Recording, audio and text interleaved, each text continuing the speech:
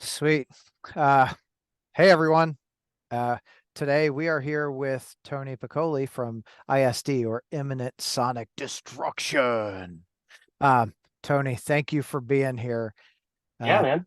Greatly appreciate it. Big fan of the band since I saw you guys with Battlecross.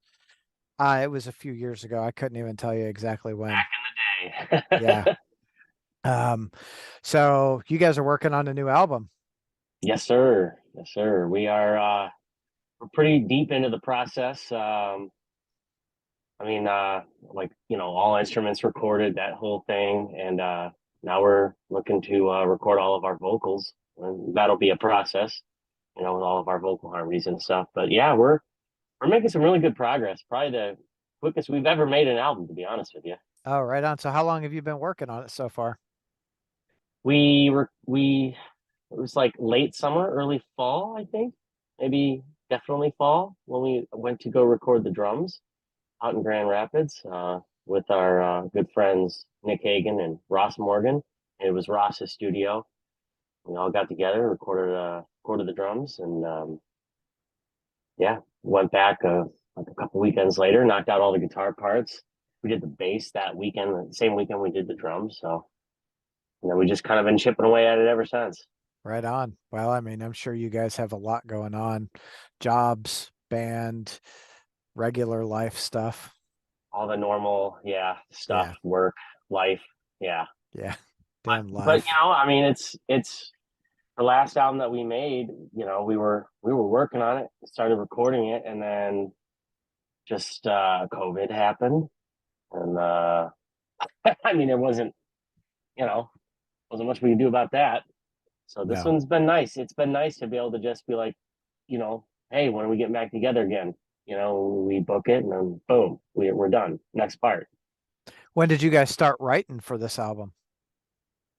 Some of these songs are actually pretty old. Like I would say 2018 or so, Oh, 2017, 2018. I It's a couple songs I initially wrote that I didn't think were like ISD songs, but and I mean I completely skipped the whole album. Like that's how long I've been sitting on a handful of these songs, like three songs I think. But I brought them to the band, and we kind of made them sound more like ISD songs, which is cool. And then of course there's some newer stuff that I started writing probably about a year ago or so, and then Pete's got a couple that he brought to the table, and yeah, so really we really started working on this thing about a year ago, okay. just using songs that I wrote years ago. Yeah. Well, sometimes you need that, right? Some of that. As a, for a musician, I think you Right. guys are always going, right? It's like, oh, Yeah. I got my Yes. guitar. Cool riff. Right. Or if it's not like I'm always riffing, or I'm at least always thinking about kind of like the next song or the next album, or like, the next concept even. Like what do I want to do next? That sort of thing. So So do you guys like, I know the music is very, I'm going to call it proggy. yeah, for sure it Um, is. it's there's definitely some Dream Theater elements in there that I catch. For sure. Man, God, that's a throwback, Dream Theater. Yeah. So what I I guess on that, who are some of the biggest influences for you as a musician? Me personally, I mean, my first love was Nirvana. I grew up as, a kid in the 90s, and it was Nirvana and Green Day and Offspring, and then eventually Metallica, Alice in Chains. And then as I started learning guitar, I wanted to get like better at guitar. So I wanted to Mhm. learn how to play more difficult stuff. And that's where Metallica came in. And then that's when like I discovered Dream Theater, and then like Symphony X and stuff like that. But at that same time, I started to really get into like classic progressive rock bands like Genesis and Yes and King Crimson. So um, those are kind of all my influences. More modern influences, I would definitely say like Devin Townsend or Meshuggah. Mm. Um, Frank Zappa nowadays. I finally got into Frank Zappa, and Uh, although our music doesn't sound anything like what he's ever done, it's always, you always kind of think of it, yeah. like Well, Z Zappa, dude, he was like that dude was just constantly going. just an incredible talent's not even the right word, just like an incredible mind, I guess you could say, just the things that he can come up with. And it's kind of sad knowing I would never be good enough to be in his band. But I could still appreciate the hell out of how incredible they were, every iteration, every band member. So, Yeah. Yeah, like speaking of band members, right? Steve Vai, the way he joined was just what a crazy story. yeah, I was actually just telling Tony Asta that story last night. We were Oh, hanging out, and I was telling him like, dude, you don't know the Steve Vai Frank Zappa story, in the whole like Linda Ronstadt line. I It's thought great. no, I think we talked about it when I talked with Finality, we talked about Frank Zappa and Steve Vai because uh we brought up Steve Vai's Hydra, Uh-huh. right? That guy, like the creativity that those two alone had, Yep. not even including everyone else, like that Right. is a lifetime's worth of music. They're both aliens, dude. I mean, there's just no other way to put it. I mean, not only do they have the physical ability to play the way that they play, but then like the mind and then the ability to make that happen. What was in their mind, they can make it happen. Yeah. Just that's that's some of my favorite stuff as far as music goes. Yeah, that's there was a period where I listened to a lot of like Miles Davis and John Coltrane and those guys too were I'm still a huge fan, right? Like Mhm. uh Coltrane had a song about his grandmother. I think I'm gonna say the name wrong, but I think it was like Naima or something. It's Okay. Naima. And that song, every time it comes on, I'm like, shut up, don't talk. This is like genius at work. I don't think I'm familiar with that. They say what NA what? IMA. I'm gonna look it up when we're done. Oh Yeah. yeah. Yeah. Like, the just the way all of them. That's why I like music, right? Oh yeah. The creativity that comes out Yeah. and it's across the board. The creativity to make the thing and then the ability to perform it Yeah. too. It's just like it's awesome. The gift of music, man. It's incredible. Yeah, I was kind of bummed. Dion came to see you guys in Yeah. Cleveland. I was in Detroit at a show that night. Oh man. Yeah. I was like, hey, Dion, you want to come? He's like, no, I'm going to see ISD. I'm like, ah, damn. That's all right. It was Uh, cool to see him, man. I hadn't seen him in a while, him and yeah, Michelle. So it was cool to see those guys. for sure. Yeah, it seems like they're doing good. I think we're gonna go do the Headbangers Boat in October. Yeah, he was saying they got like tickets or whatever to go on that thing. I was telling him like prepare for an awesome time. I've done the music cruise thing once, and it was Mike Portnoy's Progressive Nation at Sea, they called it, Yeah. and like every prog rock, prog metal band like ever played the damn thing, and it was like 3 days of being in tropical weather, sitting by a pool, and then going to see amazing musicians play. It was amazing. It's like I think that's what they call heaven. Yeah, pretty much. Yeah. Yeah, something like that. That's pretty dope. So you guys started, I think, in '07, right? That's right. Yeah, we were called Mellotron. Mellotron. Has it always been the same members? Yeah, pretty much. I mean, since 2007, the only lineup change we ever had, um, Pat, our drummer, he had to bail. He had some stuff going on, some personal stuff. He's like, and he quit music for like 4 months, 5 months, or something like that. But in that time, we didn't know it was going to be a short period of time, and so we found a guy to replace him, Dan Chappa. a local dude, great guy, good drummer, obviously. Mm. And but it got to a point to where Pat was like coming out of it, and he was like, "Actually, guys, like I'm available," and so we just like brought him back in, and that Like, was see ya. yeah, yeah, and actually Dan knew Pat very well. The two of them have known each other for a long time, and so it was even Dan said something along the lines of like, I think Pat's looking to get back into it, so I think you guys should bring him on board. We were like, yeah, all right, Yeah. Oh obviously. man. Yeah, for sure. Well, that's cool. And I think when you're transitioning members to have those two who are transitioning as friends, I, Yeah, th that's a real it's a unique. it's unique because it's no one's gonna get butt hurt. You know what I mean? It's just it was I think in this particular situation where maybe Dan, although like loves us and loves playing the music, was just kind of time wise a little overwhelmed because we were looking to get busy as soon as possible. We had like an out of town show in the works and a local show coming that we were rehearsing for, and it was just kind of like Pat started to become available again, and it was just like, guys, like I don't know if I can do this, and that's how we got Pat back in the band after a few months off. Right on. Yeah, So the new album, is it going to be number 5?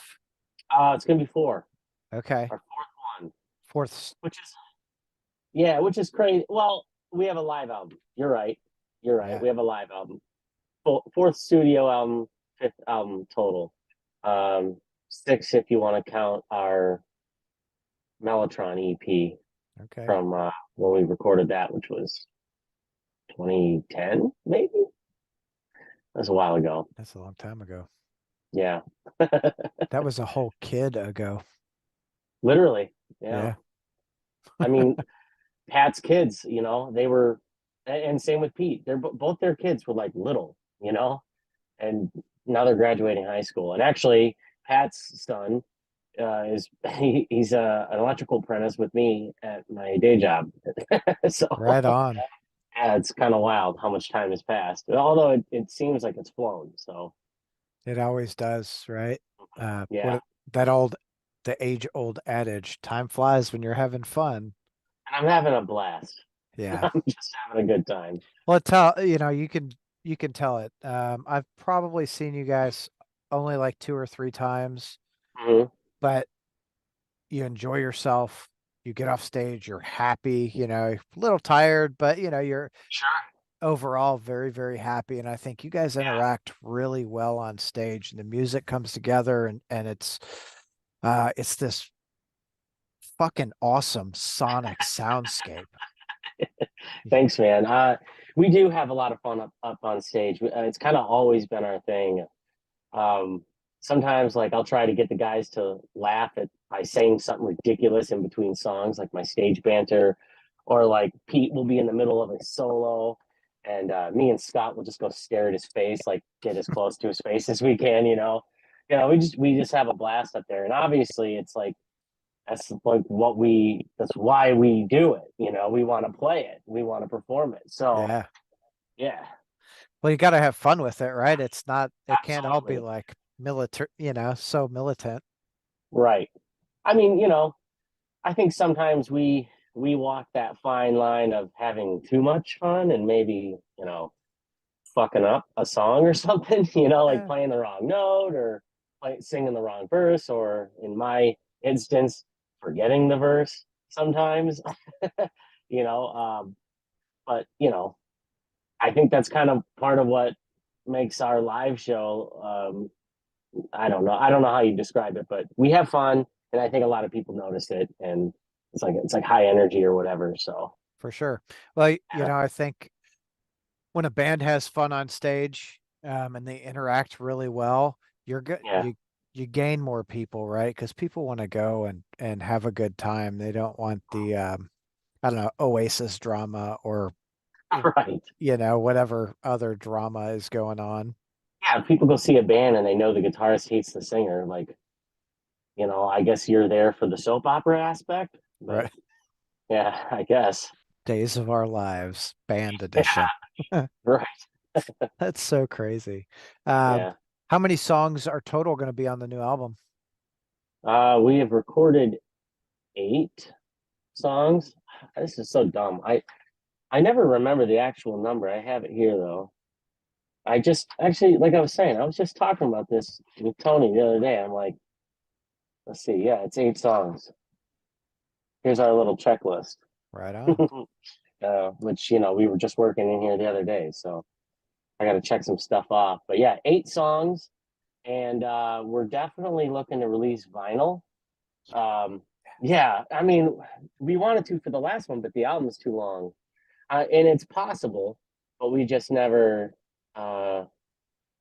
It just, I don't know, we just didn't do it. We still can, but for this one, like we 100% are going to do vinyl, and so we got to keep it. I think it's like 42 minutes or less or something like that.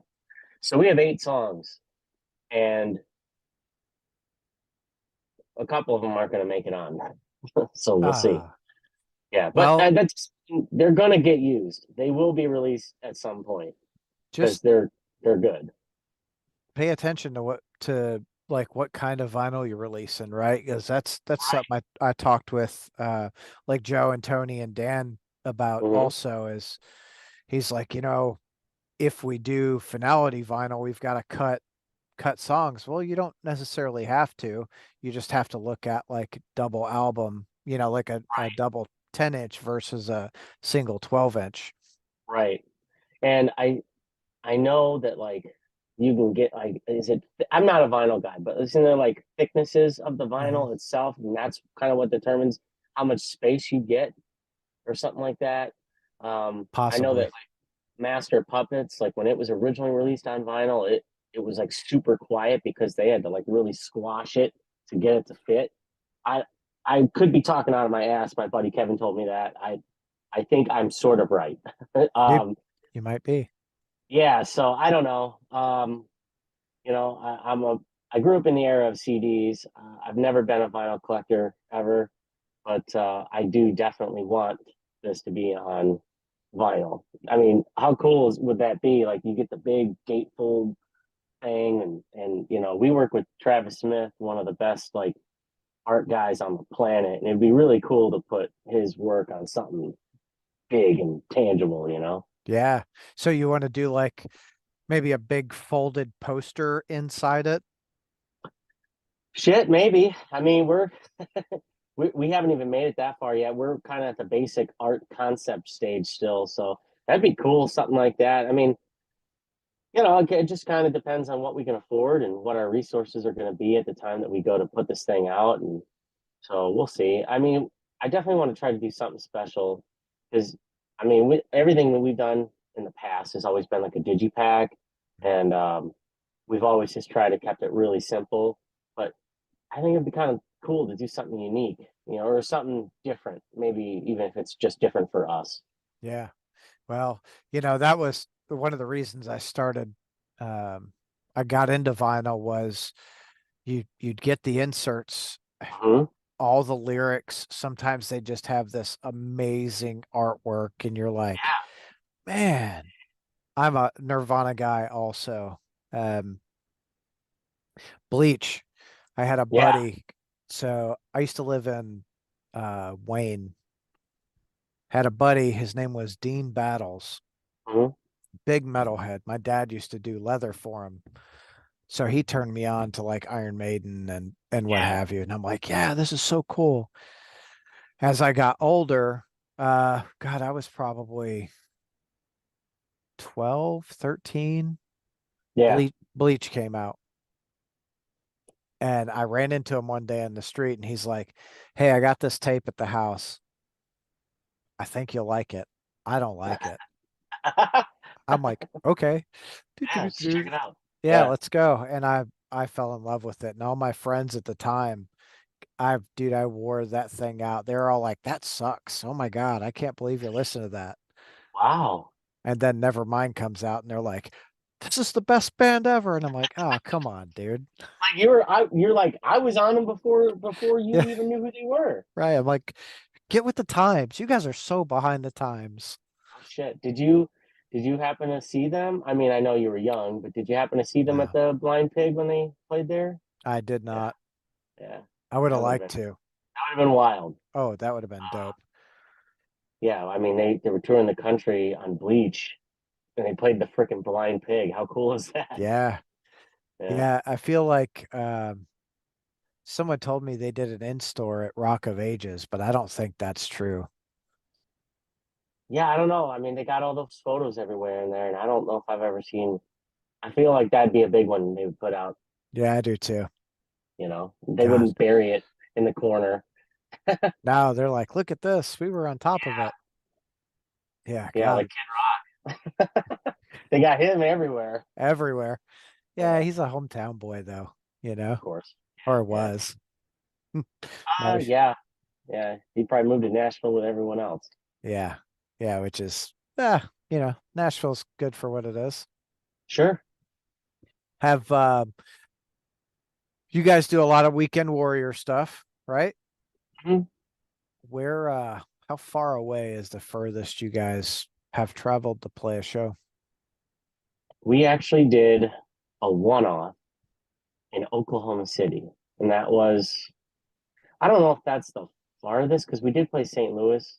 I feel like Oklahoma City's farther. It's much further. Yeah, I was gonna say it's got to be. Yeah. Yeah. By the way, everyone, I'm an idiot. Um, No. um, yeah. So we played Oklahoma City for a one-off, and we have traveled, I think, as far south as Atlanta. We have not played Florida or anything, but Atlanta we did play.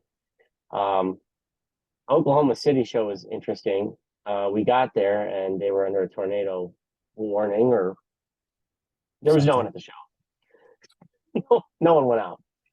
Yeah, so we got $50 though, so it was worth it. Yeah, $50 for probably 16 hours in the car. Yeah, yeah, yeah. No, it was all right. It was cool Yeah. though. We played. So the reason why we played that show was because we actually made friends with this guy. His name's Clay Withrow. We met him when we were on tour with Pain of Salvation, and he was doing merch for them, and we were asked to pick him up and basically give him, the ride. He was in a sit in our. We rented an RV from a friend, so he was going to travel with us. And turns out he's a pretty cool guy. And turns out he's in a progressive metal band as well. And so we went down and played a show with him. And the idea was he would come up here to Detroit and play a show, but I actually haven't heard from him in years. So He was like, no one showed to this show. I'm not going up there. no, I think I just think that they just kind of stopped being a band. I feel like I would have heard of them or from them by now. They were called Van Gogh. They were cool, man. That's pretty, that's a unique name. That's cool. Yeah. Uh, let's see. What I what's the band that you saw live that just absolutely blew your mind? Um. Well, Dream Theater blew my mind because you know that's what they did. They did it when I was listening to them on CD, and then I finally saw them live. But beyond Dream Theater, I can think of one concert where I was just blown away by the entire lineup. Well, except for the local opening band. So the lineup was Dream Theater headlining, Spock's Beard opening for them, Tiles opening for them. That's the band that they're local to Michigan, but they've toured Europe and all that and across the United States. Pat De Leon, our drummer, was in that band at the time that I was seeing this concert. So it's Dream Theater, Spock's Beard, Tiles, and then a very shitty local opener called. Well, I'm not. I don't want to put them out on blast, but they're not a shitty band, but they were not a good fit for that lineup because we're talking about prog rock, prog metal, and it was a summer evening.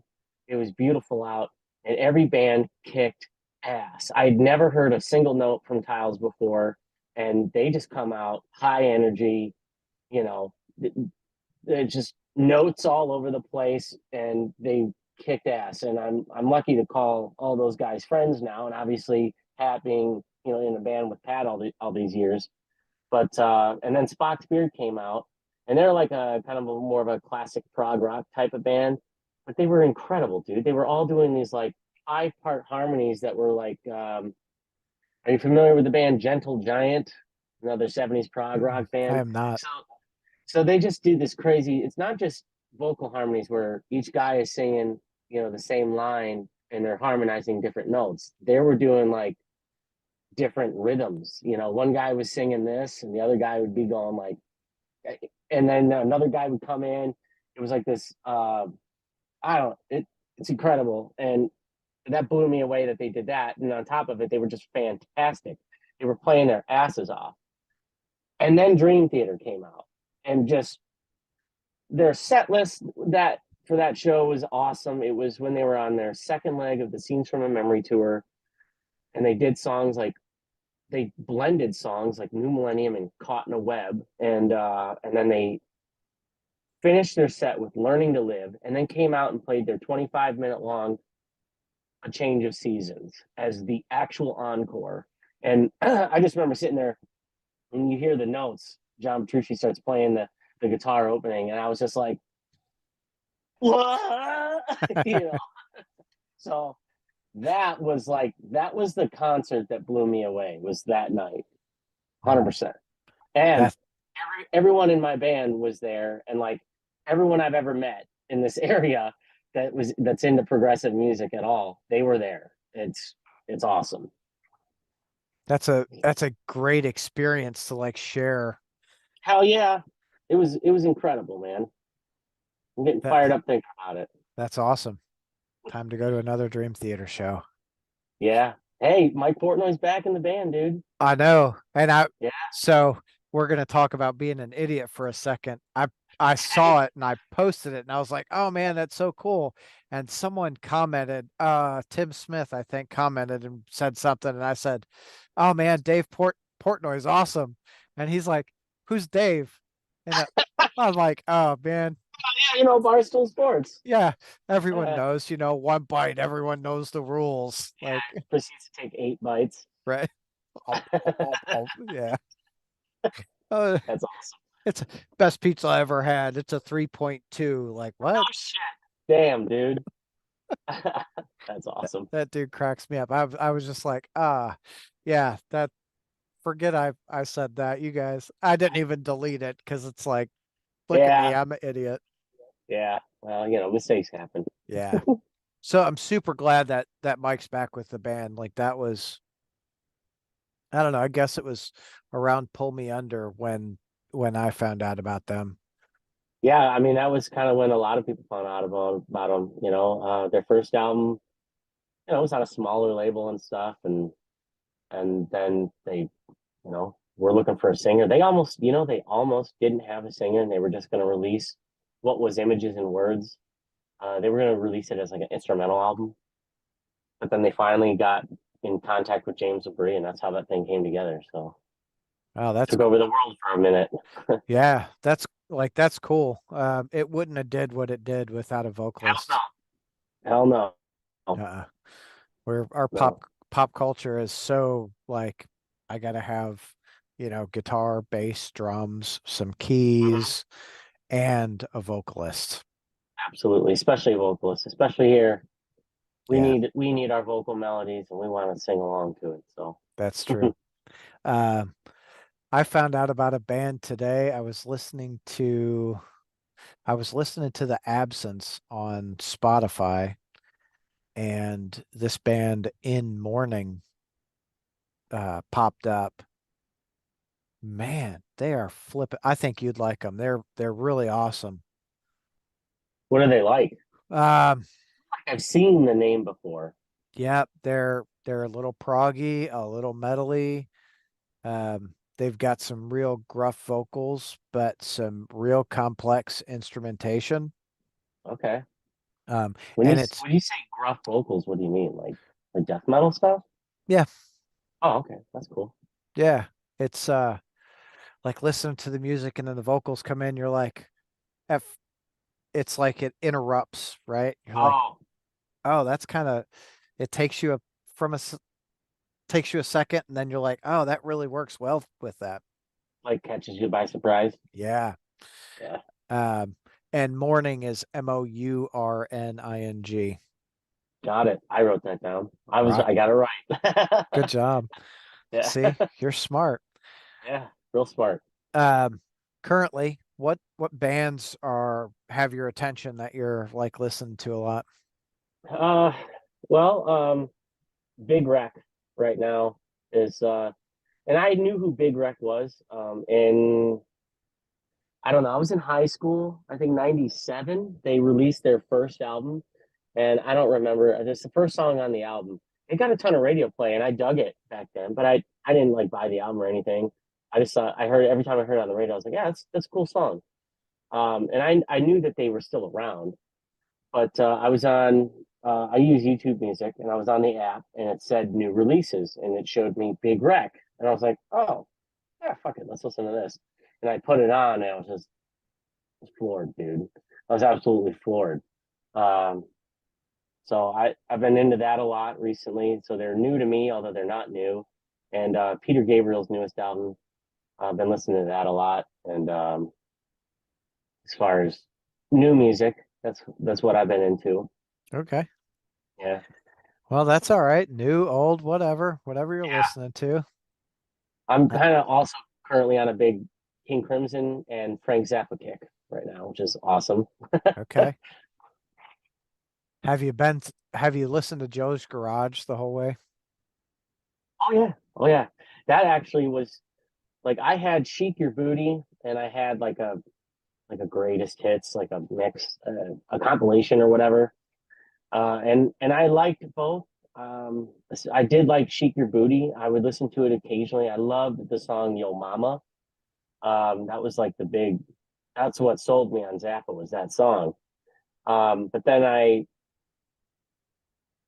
streamed Joe's Garage. I was like working. I was doing. This is in my old house. I was like doing a basement remodel and like putting up framing walls and shit. So I was just putting on whatever, and I'm like, all right, this might be a good time. And I put on Joe's Garage. Everyone knows Joe's Garage, and that album is what made me get Zappa. Finally, fully understand what we're dealing with here, and then it just kind of exploded. I think my drummer Pat, I think he lent me or showed me live in New York from 1974 the song "Titties and Beer." Mm, And I was just like, that was it. I fell in love, man. Like now I have a ton of CDs and listen to them pretty regularly. yeah, don't become a vinyl collector, dude. You'll, Too much money. uh, yeah. I know as I stare at my vinyl collection, I'm like, oh, like I do feel like you I, do you sell a bunch of yours? no. Do you keep them all? Yeah. Mm. So my buddy Kevin, from Lady Luna and the Devil, he cycles them, man. So he'll like buy a bunch, and then if he doesn't listen to them regularly, Discogs. See you later. Nope. Yeah. No, because there are times where I, I'll get drunk, mind you. I- I've been sober since September right now, and I think it's pretty close to coming to an end. Um, but I'll open up a grab grab a beer or some bourbon or vodka, whatever I'm drinking, and just start throwing records on. Yep. I've got Just everything. Yeah, I've uh got Hank Williams Senior, Junior, up to like some brand new death metal. It's sweet. it's a good array of everything. Uh, and I'm kind of a completist, so if there's a band that I really, really dig, I Gotta will, have them all. yeah, like I Yep. want every version. I don't care what it costs. Um, I'm still the thing that's killing me right now is the first pressing Bleach. Yeah. Why is Uh, it killing you? Well, because I've been like I was gonna buy it a few years ago, but it was 5 grand, and I'm like, Oh, yeah. I'm like, oh, that's painful. can you think about this? 15 years ago, if you saw it in a store, it'd have been like $5. You know that? Well, you couldn't have found it 15 years ago in a store. Not the first pressing. There were No. no, there were only I think they did 2,000 copies of it, and it was white vinyl. Mm. Well, I only say that just assuming that like people got rid of their vinyl because Mhm. for a while they were, and vinyl was super cheap and no one sold it. Yeah. Well, like, something like that though, because there were so few, really the only people that had it were the people who are collectors, and they're Yeah. like, I'm not getting rid of it. I did find I got a pretty good deal on the second pressing, and I like that because it's still unmastered. It's not mastered. Mm-mm. No, when Bleach was released, they didn't they didn't master it originally. Like they legit spent $600. $600, Yeah. and you heard all the feedback, all the bullshit, Yeah. um, and released it. It wasn't until I want to say about the time Nevermind came out that they went back and remastered it. No kidding. Yeah, So is my CD mastered then? probably because I assume you bought it in the last 20 or 30 years. Yeah, I bought it when I was a kid. Yeah. Like I kind of want to go to my CD rack and pull it out and take a look. I'll Yeah. wait though. I'll Yeah. probably No. end up putting it on now that we brought it up. Oh yeah. I know. Me too. I'm like, no, we're talking about Nirvana. I'm like, okay, I gotta listen to some Nirvana before bed. Yeah, Um, and they were, that band is another one, right? They really they interrupted what was, I don't know why that's my word tonight. Um, that's right. they really interrupted what the mainstream was. Mm-hmm. People didn't know what to think, and they were anti-prog.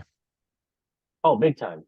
They didn't like heavy metal either. Mm-mm. Um, I've got old school metalhead friends that like hate Nirvana because Nirvana marked the end of the metal era. Whether or not it's hair metal, it still put an end to it, which is Yeah. fine with me. Yeah. I was never a hair metal guy. I did. I've always dug it all, but I don't think they really put an end to it. It didn't top the charts anymore, right? No. Well, no, the kids like Nirvana, the kids like Soundgarden and Pearl Jam. I mean, that was an era, obviously, when if MTV was going to put it out, that's what everyone was into now. Yeah. Yeah, that's the truth. Well, it was, I guess we learned it from there, but you do the same thing with social media, just shove it down their throat, and Yep, whether you like it at first or not, you'll that's what eventually like that's it. that's what's coming. Yeah. I Yeah.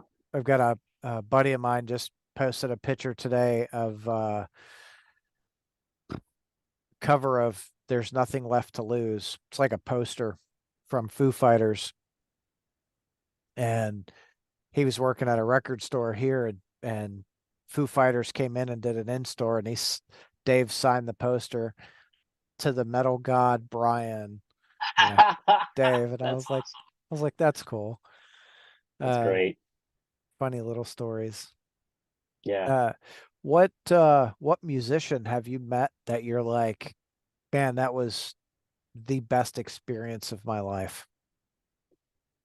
Um, well, there's two eras of me meeting musicians. There's the fan era, and then there's the I got to meet them because I'm on tour or whatever, and so I will say, well, I guess they were always. I've never had a bad experience. Thankfully, you meet the whole meet your heroes thing. Mhm. I did like meet Mike Portnoy uh, right after Scenes from the Memory came out. He did an in store at Motor City Guitar in Waterford, and that was just kind of like here's your line. Go get your stuff signed. Say a couple of nice things to Mike Portnoy, and then you can leave or take a picture and leave. And he, it's not like in that kind of environment. You're kind of more like a robot. You're just signing autographs, picture, autograph, picture, autograph, picture. So Yeah. it wasn't like he was a dick or anything, but like it was just kind of like, eh. But one of the coolest experiences meeting like a musical hero of mine was meeting Devin Townsend when he was on tour with Strapping Young Lad. And I, at the time, was wearing a Devin Townsend like project shirt, like his solo material that was separate from Strapping Young Lad. And me and my buddy Tim, we drove down to Cleveland to go see Strapping Young Lad. This is when they released Alien. And we got there super early. That was our plan. We wanted to get there super early, be first ones in. And we were just sitting there. It's at Peabody's. We're just sitting there, sitting against the wall, waiting. We are like 3 hours early. And Devin and Gene Hoglan get out of the van or bus, which was across the street, and just walk right up to us. And Devin's like, "Cool shirt, man." I was like, "Thanks." That was it. That was it. It was cool, man. We were just hanging out, and you know, I don't know. What sucks is I left that shirt at the hotel, so I Ah, lost that damn. shirt. I know. I was really kind of bummed out. Well, No, I'm sure you could go find one on eBay or something. probably, but Yeah. Yeah, it's not the same shirt. Doesn't have that same memory. nah, that's okay though. Gene's always so I've met Gene twice and he's always super, super nice. He's a tall son of a bitch. Yeah. Yeah. Yeah. Um we we were where were we at? Cincinnati. We were seeing Testament, Sepultura, Sweet. and Wow. Prong. And Wow. we What a lineup. oh, it was a really cool lineup. Back in 2017, I took my daughter who was 10 or she was probably 10 at the time. Wow. Is And that at Bogarts? yeah, Sweet. we were out back waiting. I had a buddy uh working on the crew. So it was like, hey, we're gonna come hang out, whatever. And so we're hanging out back waiting for everyone just to come out. And here comes Gene, and I'm like, he sat there and like talked for a little bit. I'm like, God, this is so cool. He took a picture with my daughter and he's Sweet. like, you want one? I'm like, no, I really want her to have the picture because right now she thinks this sucks, you know. When she gets older, she's gonna be like, this is so cool. I met friggin' Gene Hoglan. Yeah, yeah. So she met Gene Hoglan. Well, we all met Gene Hoglan and Chuck Billy that day, and then we went across to there was a like a pizza and beer place right across the way. Hmm. So went over there, and Paulo and Eloy from Sepultura came walking in, and I was like, holy shit! Like I kind of don't want to go bother them, so I told the server, I was like, hey, will you send them whatever beer they're drinking? Send them, right? I'm gonna buy them a beer, and she's like, oh, that's cool. Like I don't know who they are, but that's that's nice. And then after they got their beers, I went up and went over, and I was just like, hey, thanks. You guys are Yeah. so nice. It's like dig the music, really enjoy. And Eloy's like a Yeah, he's a monster. dude, he is a beast on the kit. Yep. Uh, and they took photos too, which was really cool. That's awesome. So that was a cool experience. Yeah. Hell yeah. Uh, I like it when they're all like, yeah, that's cool. Like, let's talk. I don't care. Yeah. Yeah. I think when you're kind of into the bands that we're into, they're not playing arenas every night. Or sometimes they'll get on a package or something where maybe they are, but like for the most part, they're playing like theaters or large music halls or something, or even concert clubs. And I think at that point you're still kind of maybe, well, I don't want to like paint with a broad brush here, but I think they're very grateful in general for the most part, Yeah. when they're not so huge. And even when they are huge, I'm sure they're grateful, but it's easier when they're playing in smaller places and you can see them around their bus, or you see them out at a restaurant or whatever, and like that's cool, man. I know if it were me and like I go to the pub for dinner across the street from the venue, and like if someone were to recognize me or something, of course we're nobody in the grand scheme, but like I can tell you right now, if someone's like, oh man, I love the song Always Set, what an album or whatever, it's so cool, and shake hands, and like that would be awesome for me. That'd be awesome. So I can't imagine that would change anytime soon if I were to be on the level of fucking Sepultura and Testament. Right.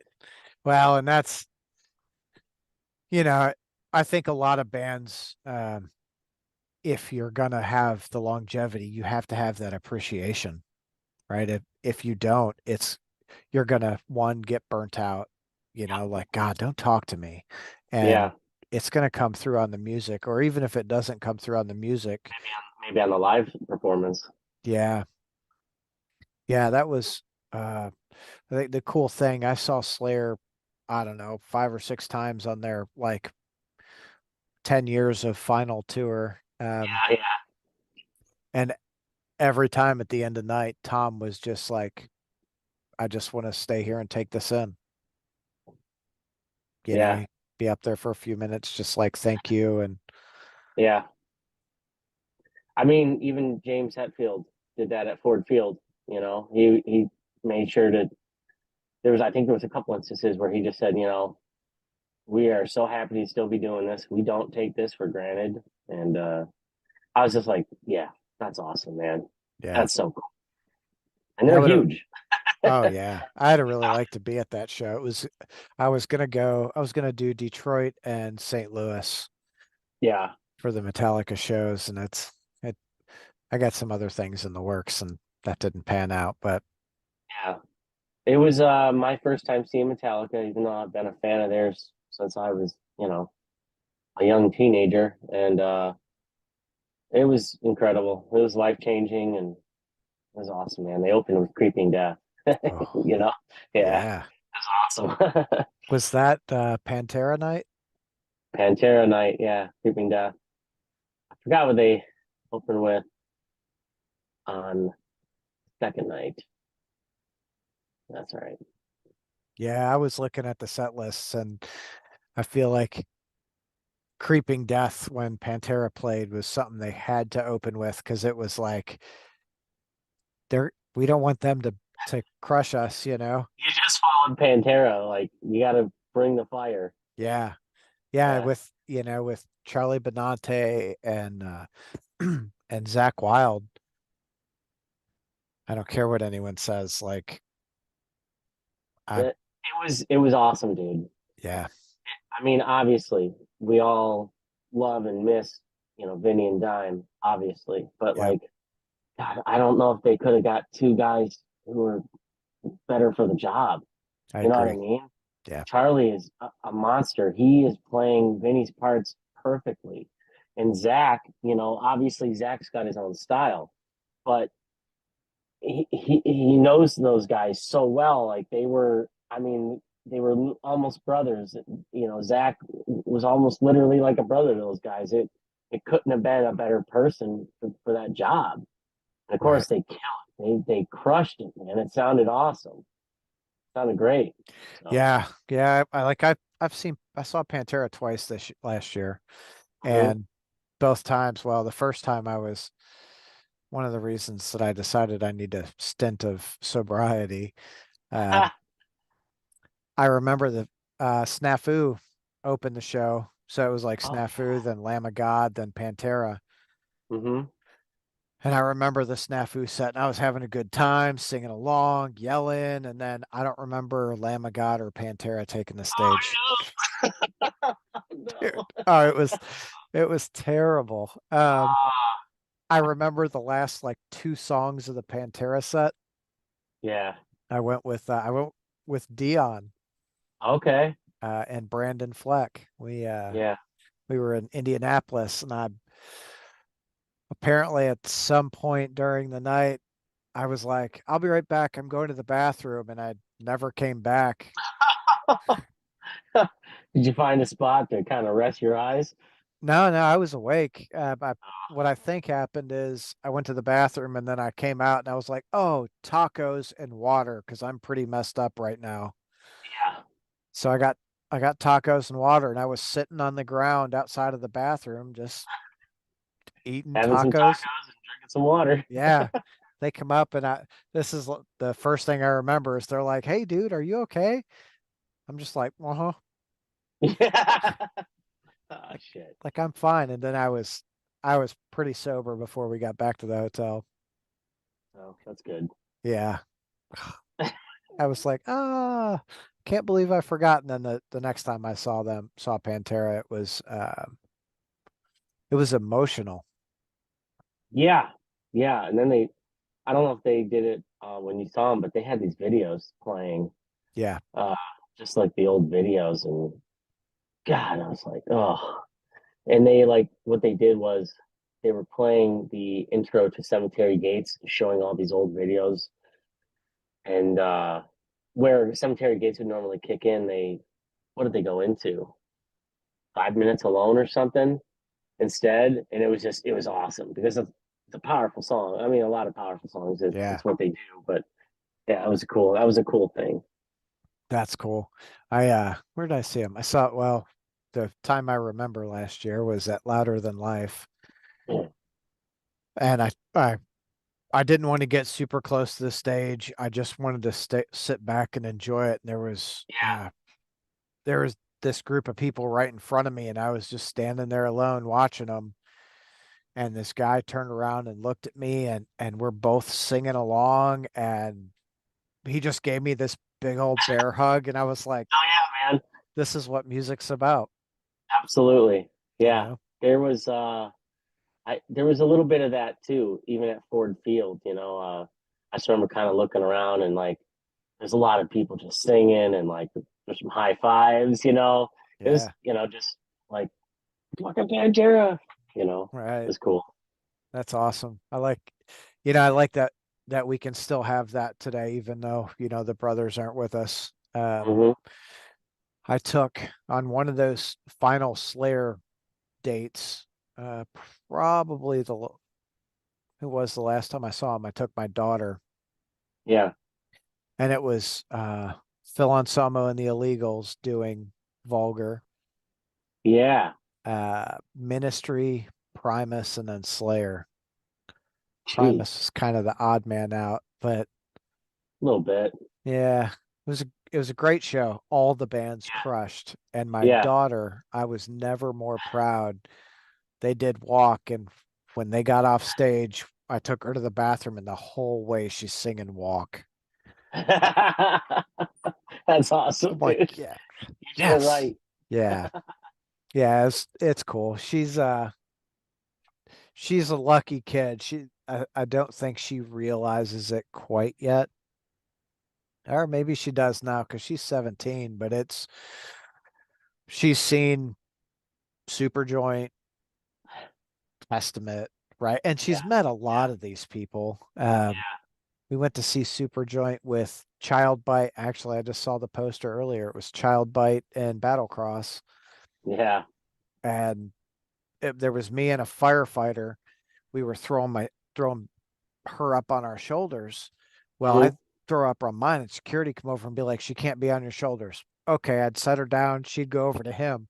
He'd throw her on her shoulders, and Jimmy, Jimmy Bauer, while while he was playing, she's on her shoulders. He reaches out and gives her some knuckles. We took a picture, and That's awesome. I'm like, "Kid, you don't even know how cool that is."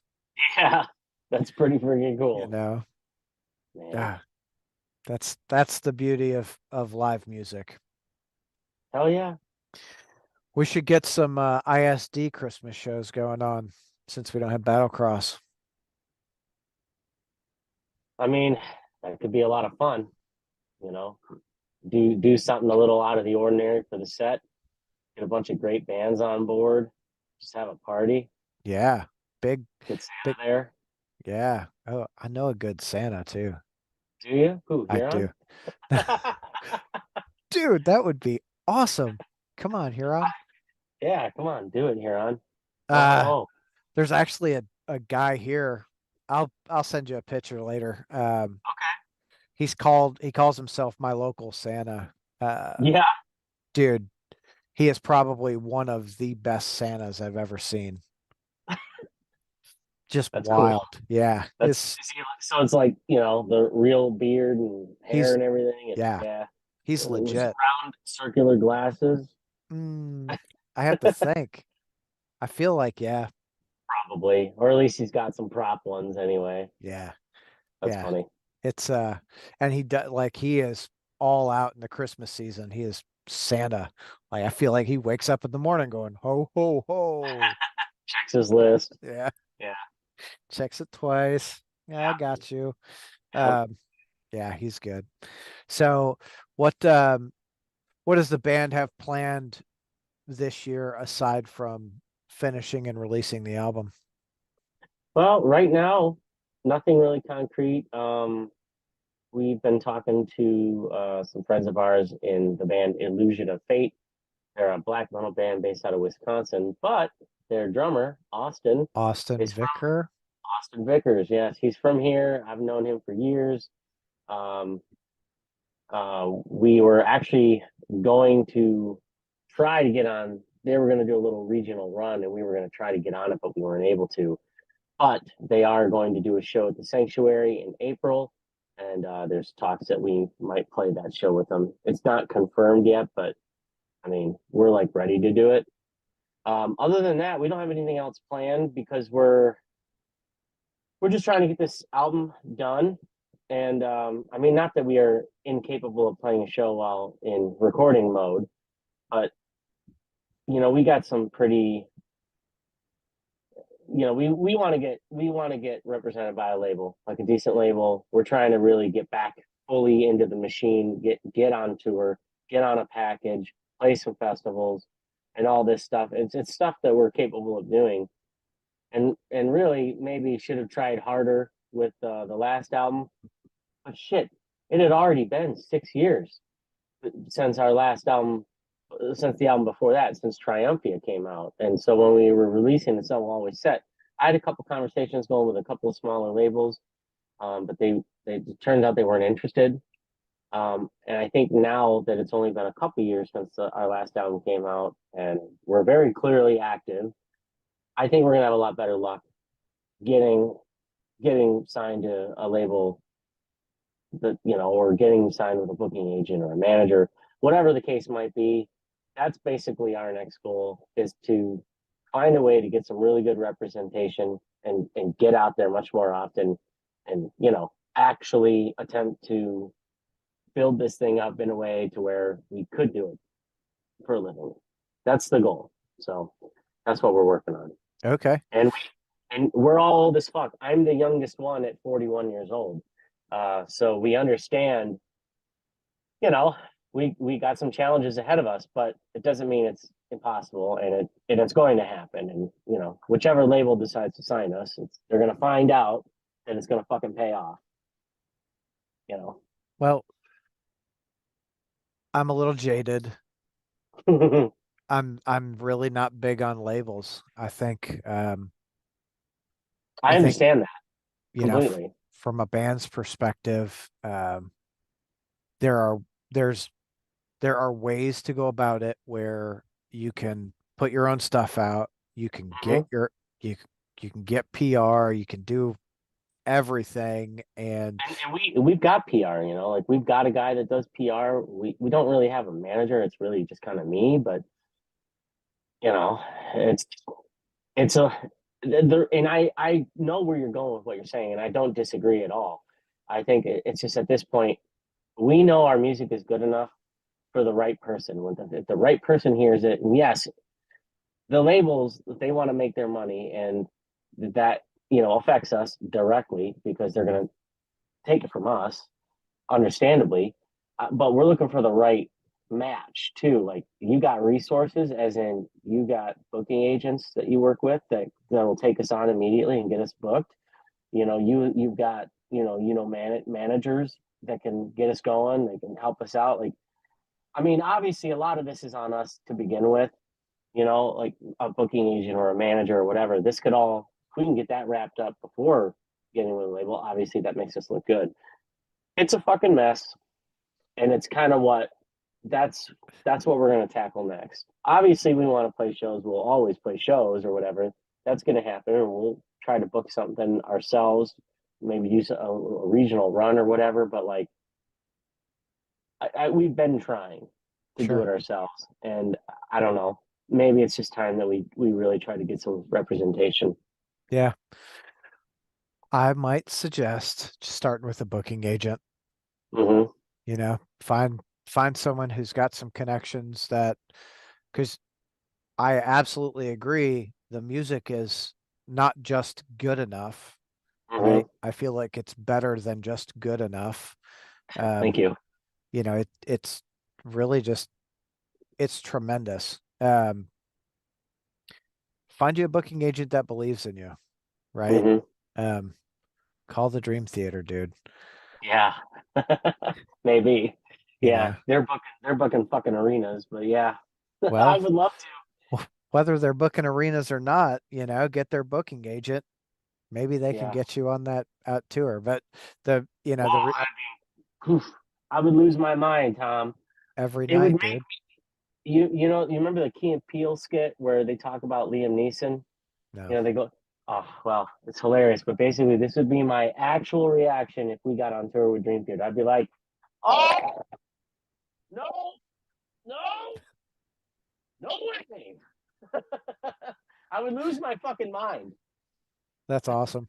Well, I mean, I think you're well on your way. Just got to keep plugging away at it. Yeah, you're right. You're right. There's a certain part of hustle that I think we just got to really attack it. Yeah. Uh, so 8 songs. You're thinking you're gonna have a couple of like not make the cut. Correct.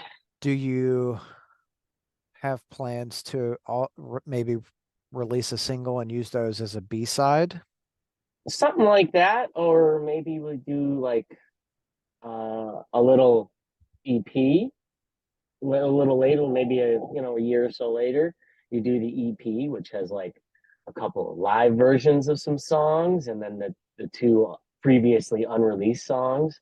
Some shit like that. Um, we don't really have a game plan yet for it, but these are all the general ideas. Yeah, either like a single with a B side, or yeah. I always loved buying the singles, like the Nirvana singles, especially. They always had one of the B sides on them, Yeah, so it'd be cool to kind of do something like that. But I don't know if that's even really a thing if people buy singles anymore. I don't they know. absolutely is. Actually For more. vinyl? Oh yeah. Okay. Yeah, All I've right. probably got 300 or 400 singles over there right now. Oh no shit. Yeah. Do they have like B sides on them? Yeah, they've all got a B-side, but it's not all like some of them were just released as singles. You won't find them anywhere else. Oh, okay. I've got I've heard a of bands doing that, like just yeah, releasing it on vinyl or whatever. I've got a Frank Zappa "Don't Eat the Yellow Snow" vinyl. That's awesome. Yeah, it's pretty cool. I've got a Ron Jeremy one too. Ron Jeremy? Yeah, yeah, Why? I, Just to say you have it? yeah. Yeah, that's awesome. It was a record store day release, and I was there. I think it was like $5 or $7, and I was like, yeah, I'll get it because it's Ron Jeremy. And Yeah. then all the shit came out where I think he's in a mental hospital right now. Really? Yeah. Oh, Yeah, he got arrested for sexual assault. Um did not know that. yeah, he it he looked pretty bad the last photos I seen of him, but it was like, yeah, I don't know. Like, A hell of a living, I guess. well, when that's all you do, right? Like wake up, have sex, Yeah. every day. What? Who am I porking tonight? Yeah. Who's my fluffer today? That's the question. Oh gosh. Oh, good times. Yeah. So, well, I was saying like a lot of bands, I've got a guy who manages, or a buddy of mine who manages some much bigger artists, more in like the pop world. Hmm. And that's what they do is they just release singles, single. And then after so many singles, they'll put an album out. I mean, we're talking like big pop stars type stuff. Is that just what they do now? Uh, I mean, I don't know about like super big, but we're talking like they do $1 million signing bonuses and shit. Yeah. I mean, yeah, I've heard that before that like the move is to just do singles. Um, and I've seen some bands do that and stuff, but like, dude, I don't know if I am. I mean, I don't mind releasing a single, sure, but there's gonna be an album because that's the art piece is the Yeah. album. It's a whole cohesive thing. Um, and I know my girl Taylor Swift, she still does albums. Check this out. You see it? Yeah, I do. Taylor Swift, dude. No, actually, these were bought as a joke, and I happen to just still have one. Whatever. I, you know, Yeah, I've got a lot of respect for her. tons Uh, of respect for it, dude. Like she's out there doing it. What was it? She was at Nissan Stadium in Mhm. Nashville Yeah. and they were trying to cancel the show and she was out there till what 1 or 2 in the morning, pouring rain, like singing to Oh, yeah, okay. Well, like good. Those people paid all that money. She's there. Let's just do it. Who y- cares? It's just water. yeah. Oh, That's awesome. I've got a lot of respect for any artist who's gonna, do that to please the fans. And then Mhm. right aside from that, what was one of the last shows she did on this big tour? She donated to some food pantry and Mhm.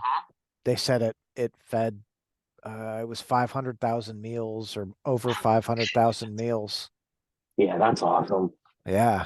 And then you hear about her giving all like the truck drivers and shit, like that were hauling all of her gear and stuff, and hundred all the thousand other dollar crew, like bonuses and stuff. huge bonuses. Dude, that's awesome. Yeah. That's the way to do it, man. I mean, God, those people work so hard, and you are making so much money. Like, what's the harm in sharing the wealth a little bit with the people that are supporting you? Yeah. Well, I think that's awesome. that's it. It's just like, you show the appreciation and it's they're going to come back and work for you so much harder. And Absolutely. even if they don't, it's a really good experience for everyone at that point, Yeah, exactly. right? You did your Yeah. job, you did really well. Here's a bonus. Boom. Well, hell yeah. Ah, and that's a big bonus. Yeah. That's a big bonus for us regulars. So Yeah. I think it's a big bonus for anyone, really. yeah, Well, I think it was what, $100,000 per head. something like that That's twice. on top of their regular pay. Yeah. That's 2 times the average, like Yeah, wage across the country. literally. Yeah. It's so crazy. Um, well, let's see. When do you plan on having everything done with the album? I think we're going to be done recording probably by the end of February. I know we're getting together.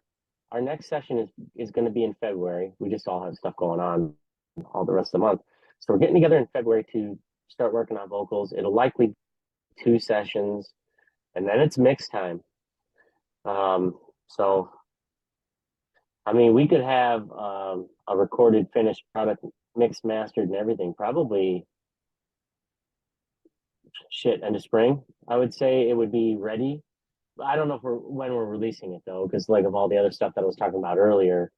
Um, but we'll be ready to go pretty quickly here. I would imagine. Hell yeah. That's cool. Gosh, you're only a couple of Hell months yeah, away. it's crazy. It's crazy because I mean, we used to be everything was a snail's pace for us. So before, um, not this one, and I love it. Well, you know, you have to have a balance, right? Sometimes you're like, Absolutely. we're ready to go. And sometimes you're like, okay, we got to stand back and really hone it in a little better. Who Keith Wampler from the Convalescence was just talking, he's typically they've been pretty ready when they go in the studio, and they go in the studio and they knock it out pretty quick. And Yeah. the I don't remember who the last person that produced was, but the last person that produced, he said they went in there thinking they were ready, and dude kind of tore some things apart and gave them some ideas, and they're like, man, it took us a lot longer, but we are so much more pleased with the product. Is that their most recent album? Yeah. Go check it Harvester out. of Flesh and Blood, or Flesh and Bone. That's pretty metal. Yeah. Yeah. Um, he's a good dude, super nice. So is your next show is in April, is that right? Yeah, not confirmed yet, but yeah, we're Not looking at the Sanctuary in Hamtramck. I want to say it's going to be the 21st. I don't remember off the top of my head. We'll see. okay. Well, I'd love to see you guys out playing some more. Yeah, no, we're wanting to for sure. I know that like Pat especially, if we don't have a show or something coming up, he'll get like really like, come on, what are we doing? We gotta book a show. Which Hell yeah. I agree. But yeah, right now it's just we're just in album recording mode and just haven't tried to book anything yet. So We'll try and I'll try and hook you up with some people down here. I'm Try in. We're down. try and get you guys down here with Finality. I think that'd be a really cool little weekend run for you guys. We would love it. I mean, we love those guys. Obviously, Tony's like one of my best friends at this point. And Joe's obviously just a great dude. I've known him for years now, Dan, shit, I've known Dan since his As They Sleep days. Uh, so it's just really cool to work with those guys. Oh, and fucking Mike, dude. Mellotron played his like 30th birthday show forever ago at the Token. Forever ago. I think the pole was still there. Oh, that's So I mean, funny. I've known those guys forever. We've all known those guys forever, and I would love to do that. It'd be incredible. Yeah. Well, we'll probably I'm not gonna say it on the recording, but we'll We'll I've talk off air. yeah, I've got a plan. Um, all right, I think I want to check my notes because I was doing some research trying to make sure I knew what the hell I was talking about. Yeah, When did you record live at the Token?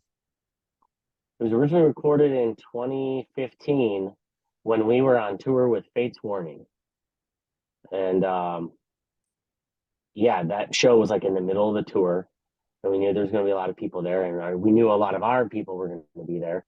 So I had Nick Hagan, who did our last album, is doing our current one. I had him bring his computer, and he hooked right into the board and fired up Pro Tools and recorded it. Um, he worked on it then, and but we just never really did anything with it. And I remembered that he had it, and I was like, dude, can you work on it again? And we want to put it out. And that's how it finally happened. 7 years later, after recording it. At least it got released. Hell yeah, man. That's awesome. Um, do you? I don't remember what I was gonna say. I've been going since I've been going since 4 o'clock this morning. I'm like, That's when I went to bed, man. yeah. Which I don't do very often, but yeah, Tony was over and we were watching football and had a couple beers and we're talking about life and then had a couple more beers and we were listening to heavy metal very loudly in my living room till 4 a.m. All right. That's a good time. Yeah. What album, what heavy metal did you listen to last night? Fear Factory, Testament, Slayer. I put on some Dream Theater for them. Some Primus. all kinds of stuff. Dio, Black Sabbath, some Deep Purple, Snot. Yeah, Ooh, kind of listen to a lot of stuff. Yeah. I'm, Snot. I just got a, who was it? Joshua Toomey had an interview with one of the guys from Snot, and I was like, "Ooh, I'm gonna go back and listen to that." Man, that was such a crazy like. Yeah, they were crazy, dude. Lynn Straight, right? Yep, Yeah, he was wild. yeah. They said one. I think one of the stories was he always like had this little 38 that he carried inside this tackle box that had a bunch of different drugs in it. Like, Jeez. I mean, I say that I probably get it wrong, but whatever. Uh, Wild. Yeah. All right, Tony, I'm not going to keep you. It's honestly dinner time for me. Um, Okay, cool, man. my cat's over here like, feed me, Seymour. Yeah. Uh, so I greatly appreciate you, Yeah. taking time out of your Sunday to hang out and chat with me about the band and what the future holds. And I'm looking forward to seeing you guys play some national and international shows. Thank you, bro. I appreciate that. I appreciate you having me on and, you know, all the compliments and just being a cool dude. So thanks, man. I For appreciate it sure. a lot. Thanks, dude. I appreciate that. Well, have a great night. You guys all go check out Imminent Sonic Destruction. They're fucking fantastic. You will not be disappointed. Thanks, Cool. bro. See you, dude.